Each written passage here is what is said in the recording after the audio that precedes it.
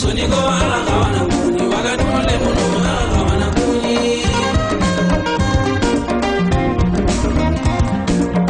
Sonigo ala kawana kuni wagadule munu ala kawana kuni.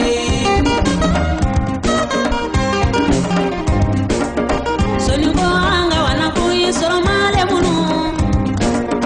Sonigo anga wana kuni tiringale munu. Sonigo anga wana kuni jambule munu. Sonigo anga wana kuni jafunule munu. Sonigo anga wana kuni gidimele munu. Sonigo anga wana kuni kanyakare munu. Sonigo anga wana kuni gidimale munu. Sonigo ala kawana kuni wagadule munu ala kawana kuni.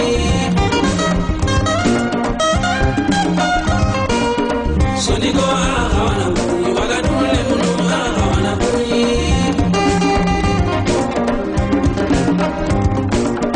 Aplay anga wana kuni hedmare me. Aplay anga wana kuni simare me. Aplay anga wana kuni mama tumani daga kuni.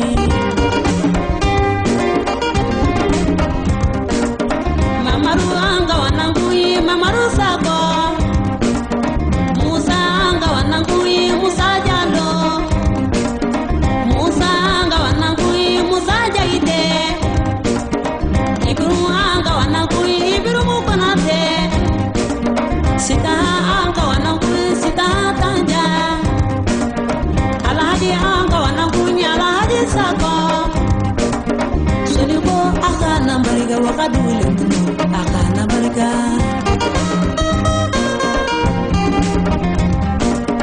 Sonigo ala kawana kuni wagadule munu ala kawana kuni.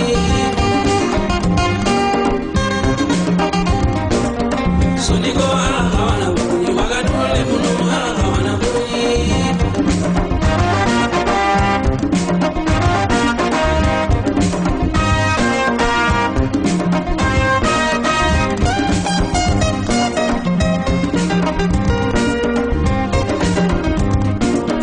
Sonigo ala kawana kuni wagadule munu ala kawana kuni.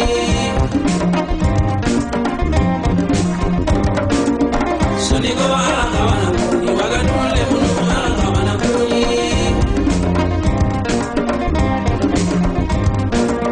Semega anga wana kuni semega jane. Semega anga wana kuni arajojo nganga. Masire anga wana kuni soromale munu. Masire anga wana kuni sibinile munu. Masire anga wana kuni masire tarawere. Masire anga wana kuni sibinile munu akadu gole. Harna anga wana kuni dama kanake.